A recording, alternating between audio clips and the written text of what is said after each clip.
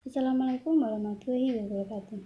Perkenalkan, nama saya Imelda Dwi Hedianti dengan NIM 1910211011 dari Universitas Muhammadiyah Jember, Fakultas Keguruan dan Ilmu Pendidikan, Program Studi Biologi. Kita tahu bahwa manusia berkembang biak secara seksual. Artinya, dia mampu melakukan fertilisasi, lalu menghasilkan sperma, sedangkan wanita menghasilkan sel telur atau ovum. Ketika sperma dan sel telur melakukan fertilisasi, maka akan menghasilkan zigot. Lalu zigot akan berkembang menjadi janin. Bagaimana ini bisa terjadi? Sebelum lanjut, jangan lupa berdoa ya, agar dapat barokah dari ilmu yang kita pelajari. Video kali ini akan fokus membahas alat reproduksi pada pria dan wanita. Yang pertama, kita akan membahas alat reproduksi pada pria. Alat reproduksi pada pria terbagi menjadi dua bagian, yaitu ada eksternal dan ada internal. Yang pertama, kita akan membahas yang eksternal. Jadi, pada bagian eksternal terdapat skrotum dan penis. Nah, penis ini merupakan jaringan erektil yang kaya akan corpus cavernosa, dan penis ini terlibat dalam proses kopulasi, yaitu proses penghantaran sel spermatozoa ke dalam tubuh wanita, di mana proses fertilisasi pada manusia berlangsung secara internal. Perlu adik-adik ketahui bahwa gland penis ini juga membungkus saluran uretra. Uretra merupakan saluran muara terakhir dalam proses reproduksi. Dan untuk selanjutnya yaitu skrotum. Nah, skrotum merupakan kantung yang terdiri atas lipatan dinding tubuh, dan fungsi dari skrotum ini untuk mempertahankan suhu testis agar suhu testis tetap di bawah suhu tubuh normal, berkisar 2 derajat Celcius di bawah suhu tubuh normal.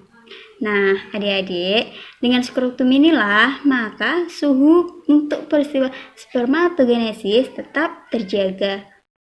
Untuk reproduksi pria bagian dalam atau internal terdiri atas 3 kelompok. Yang pertama ada gonad atau testis, dan kemudian ada kelenjar aksesoris, dan ada saluran reproduksi atau juga disebut dengan tubulus.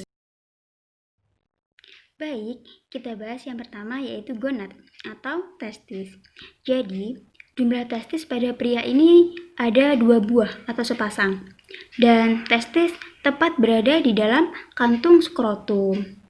Pada testis inilah adik-adik tempat diproduksi atau dihasilkannya spermatozoa dan hormon testosteron. Jadi kalau untuk gampang mengingatnya, testis itu pabriknya sperma. Setelah sperma diproduksi di testis, maka sperma akan dimatangkan di bagian alat reproduksi pria internal selanjutnya, yaitu epididymis.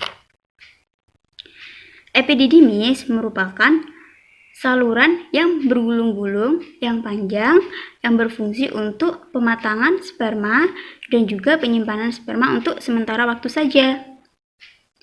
Setelah sperma diproduksi dan dimatangkan, sperma akan keluar melalui saluran sperma atau vas deferens. Saluran sperma ini menghubungkan antara epididymis menuju vesicula seminalis atau kelenjar aksesoris. Nah, adik-adik mungkin pernah ada yang dengar nih, selain pada wanita juga terdapat kontrasepsi atau KB pada pria. Nah, salah satu kontrasepsi pada pria dikenal dengan istilah vasektomi. Udah pernah mengenal belum? Jadi, vasektomi ini adalah pengikatan atau pemotongan bagian vas deferens ini. Dan alat reproduksi bagian internal selanjutnya yaitu ada kelenjar aksesoris. Nah, perlu adik ketahui bahwa kelenjar aksesoris ini terdiri dari 3 macam, yaitu ada fascicula seminalis, ada prostat, dan juga ada kelenjar bulbouretral. Nah, perlu adik-adik ketahui nih, kelenjar aksesoris ini fungsinya adalah untuk mensekresikan cairan semen atau cairan sperma. Yang pertama kita akan bahas vesicula seminalis terlebih dahulu ya. Vesicula seminalis ini nanti akan menghasilkan cairan semen yang jumlahnya hampir mencapai 60% dari total cairan semen yang diproduksi pada sistem reproduksi pria. Di mana vesicula seminalis ini akan menghasilkan cairan semen yang fisiknya kental, berwarna kekuningan, dan bersifat basah. Pada cairan semen ini kaya akan fruktosa, enzim penggumpal, dan senyawa asam askorbat, dan juga prostaglandin. Untuk yang kedua yaitu ada prostat. Nah, jadi prostat di sini kelenjar aksesoris yang akan menghasilkan cairan semen yang lebih encer dibandingkan yang diproduksi oleh vesicula seminalis. Pada prostat ini dihasilkan juga enzim-enzim anti gumpal dan juga senyawa sitrat yang berfungsi untuk menutrisi sperma. Adik-adik, untuk kelenjar aksesoris yang terakhir yaitu kelenjar bulbouretral atau kelenjar Cowper, di mana pada kelenjar ini dihasilkan cairan semen yang warnanya jernih dan cairan semen yang dihasilkan dari kelenjar Cowper atau bulbouretral ini berfungsi untuk menetralisasi saluran uretra yang sebelumnya sempat dilewati atau ada urin yang melewati uretra. Nah, adik-adik, untuk alat reproduksi internal yang terakhir adalah saluran uretra. Saluran terakhir atau muara terakhir tempat keluarnya saluran untuk reproduksi dan juga sekaligus untuk ekresi. Oke adik-adik, setelah kita membahas tentang alat reproduksi pada pria, selanjutnya kita akan membahas tentang alat reproduksi pada wanita. Nah, untuk alat reproduksi wanita ada dua bagian juga, yaitu ada bagian luar atau eksternal dan bagian internal atau dalam. Nah, untuk bagian luar yang eksternal, kita akan kenalan dulu nih sama yang namanya vulva. Nah, ternyata vulva ini adalah muara dari dua saluran. Jadi ada di situ keluar dari saluran urin dan juga termasuk vagina. Nah, vagina sendiri nanti akan dilindungi oleh labia atau bahasa Indonesianya itu bisa disebut bibir. Nanti ada yang disebut dengan labia minora dan juga ada labia mayora. Nah, di depan ujung vulva inilah terdapat istilah klitoris. Nah, si klitoris ini banyak saraf-sarafnya, jadi sangat sensitif untuk yang perempuan. Dan adik-adik sekalian, saya tetap pesan nih buat kalian. Sekali lagi, topik ini bukan topik porno aksi, pornografi, tapi topik ini tentang topik biologi. Dan alat reproduksi internal pada wanita, kita mulai dari sepasang ovarium. Nah, sepasang ovarium kiri dan kanan ini bentuknya oval, panjangnya 3-4 cm. Tapi isinya banyak banget loh, ada 400.000 folikel atau bahasa kerennya itu dari kantung ya. Dan yang amazingnya adalah sudah terbentuk sebelum wanita itu lahir. Dan fungsi dari ovarium yang pertama yaitu menghasilkan ovum atau sel telur. Terus yang terkenal dengan ovum adalah fungsinya, yaitu menghasilkan hormon estrogen dan progesteron.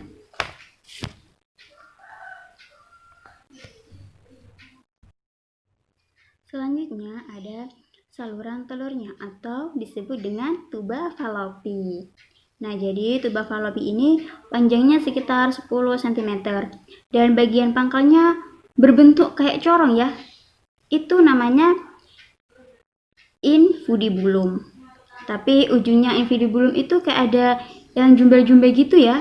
Itu namanya disebut fimbia. Atau fungsi dari si fimbia ini adalah untuk menangkap ovum saat terjadinya ovulasi atau pelepasan sel telur. Dan Kalau ditanya spesifikasi tuba fallopi fungsinya buat apa sih? Nah, ini nih yang sering muncul pada soal-soal. Dan fungsinya adalah tempat terjadinya fertilisasi. Kita tahu bersama bahwa istilah itu adalah mengacu pada proses terbentuknya sel telur dengan sel spermatozoa. Setelah terjadinya fertilisasi tadi, sel telur sudah dibuahi oleh sel spermatozoa.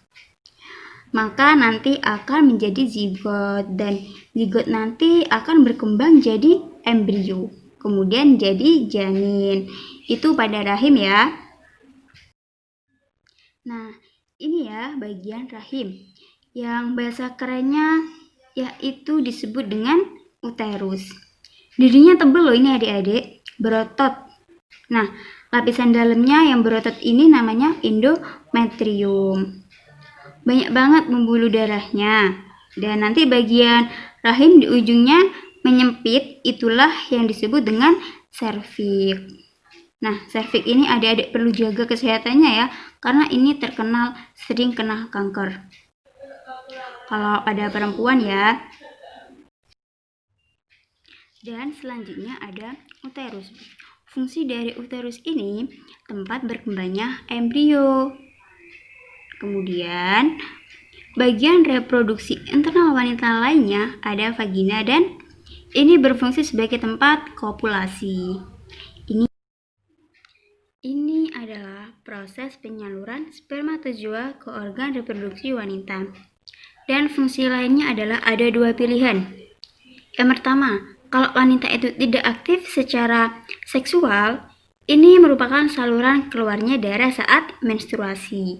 Tapi kalau wanita ini aktif secara seksual, kemudian hamil, nah inilah saluran yang menjadi tempat saat bayi lahir. Oke, sebelum video pembelajaran ini berakhir, saya akan menambahkan satu istilah.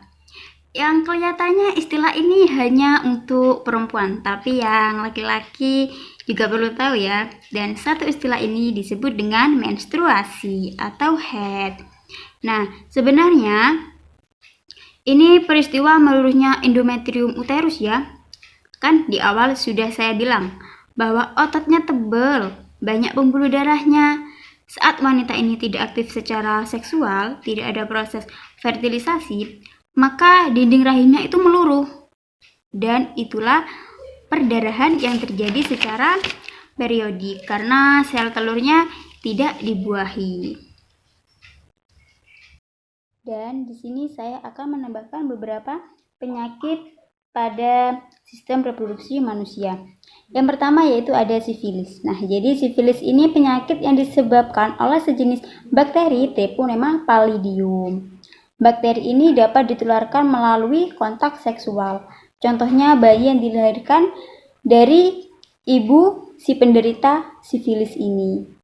Nah, penyakit sifilis ini ditandai dengan adanya luka pada alat kelamin.